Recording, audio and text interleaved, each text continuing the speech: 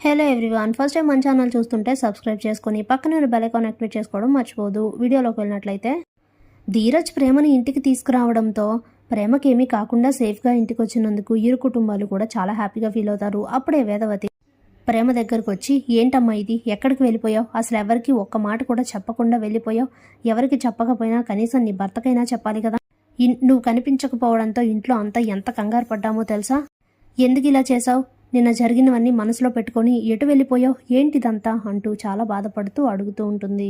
అప్పుడే రామరాజు తన ఇంటికైతే వచ్చేసింది కదా, ఇక నువ్వు కంగారు పడకు బుజ్జమ్మ అని అంటే, అప్పుడే ప్రేమ సారీ అత్తయ్య, ఇంకెప్పుడు ఇలా చెయ్యను అని చెప్పేసి లోపలికి వెళ్ళిపోతుంది. ఇక అందరూ కూడా లోపలికి వెళ్ళిపోతారు. అప్పుడే వాళ్ళ గదిలో ప్రేమ ధీరజ్లు ఇద్దరు మాట్లాడుకుంటూ ఉంటారు. అప్పుడే ప్రేమ, మొత్తం తెలిసిన వాళ్ళందరినీ అడిగాను, వాళ్ళు చెప్పిన ప్లేసెస్ అన్నీ తిరిగాను, కానీ కళ్యాణ్ గారు ఎక్కడా కనిపించలేదు, వాడిని ఎలా పట్టుకోవాలో, ఈ నగలు ఎలా తీసుకురావాలో నాకు అర్థం కావట్లేదు అని అంటే, అప్పుడే ధీరజ్, నేను ఏ తప్పు చేయలేదని మా నాన్న నమ్మాలి అంటే ఆ నగల్ని తీసుకొచ్చి మీ వాళ్ళకి అప్పగించాలి, దీనికి నువ్వు ఒక్కదానివే ప్రయత్నిస్తే కుదరదు, మన ఇద్దరం కలిసి ప్రయత్నిస్తేనే ఆ కళ్యాణ్ గారు దొరుకుతాడు, ఆ నగల్ని ఎలా అయినా తీసుకురాగలం, ఏమంటావని అంటే సరే అంటుంది ప్రేమ.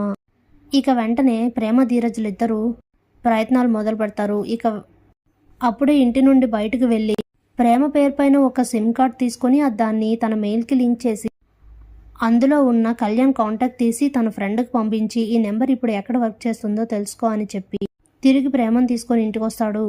అప్పటికే రామరాజు ఇంట్లో అందరూ నిద్రపోవడంతో ఎవరిని డిస్టర్బ్ చేయడం ఇష్టం లేక అలానే బయట కూర్చొని మాట్లాడుకుంటూ ప్రేమ ధీరజ్ భుజంపై వాలి నిద్రపోతుంది. ఇక తన తలపై తలపెట్టి ధీరజ్ కూడా నిద్రపోతాడు. ఇంతలో ఉదయం అవుతుంది. ఉదయాన్నే రామరాజు ఇంట్లో అందరూ లేచి బయటికి వచ్చి వీళ్ళిద్దరిని చూసి చాలా హ్యాపీగా ఫీల్ అవుతారు. ఇంతలో నర్మద వేదవతి కూడా వచ్చి వాళ్ళిద్దరిని చూసైతే చెప్పలేనంత హ్యాపీగా ఫీల్ అవుతారు. వీళ్ళిద్దరూ రోజు రోజుకి దగ్గర అవుతున్నారు అత్తయ్య, ఇక మన పని సులువవుతుంది, వాళ్ళిద్దరూ దగ్గర అవడం కన్నా కావాల్సింది ఏముంది అని అంటూ నర్మద చాలా హ్యాపీగా ఫీల్ అవుతుంటుంది.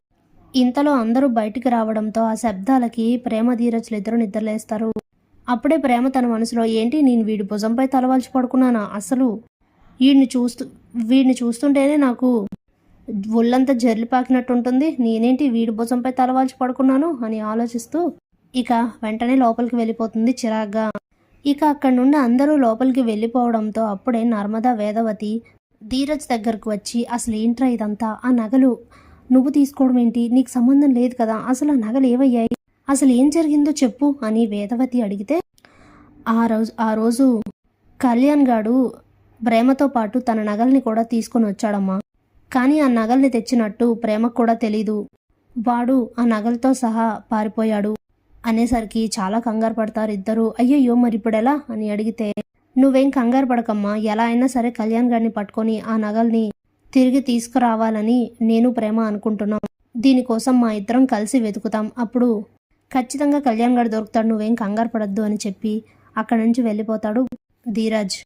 అప్పుడే వాళ్ళ ఇంటి నుండి భద్రావతి బయటికి వచ్చి రామరాజు ఇంట్లో ఏం జరుగుతుందా అని చూస్తూ ఉండగా అప్పుడే వేదవతి భద్రావతిని చూసి, అక్క, నువ్వు నగల కేసు విషయంలో మా ఆయన మీద కేసు పెట్టావని బాధగా ఉన్నా, ఇప్పుడు ఈ నగల కోసం కళ్యాణ్ని వెతకడానికి ప్రేమ ధీరజ్లిద్దరూ కలిసి తిరుగుతున్నారు, ఈ క్రమంలో వాళ్ళిద్దరూ మరింత దగ్గరవుతారు, కాబట్టి నువ్వు పెట్టిన కేసు ఒకవైపు నాకు బాధనే మిగిల్చినా మరోవైపు చాలా సంతోషంగా ఉంది, థ్యాంక్స్ అక్క, నా కొడుకు కోడల్ని నువ్వే దగ్గర చేస్తున్నావు అనుకొని చాలా హ్యాపీగా ఫీల్ అవుతూ ఉంటుంది వేదవతి.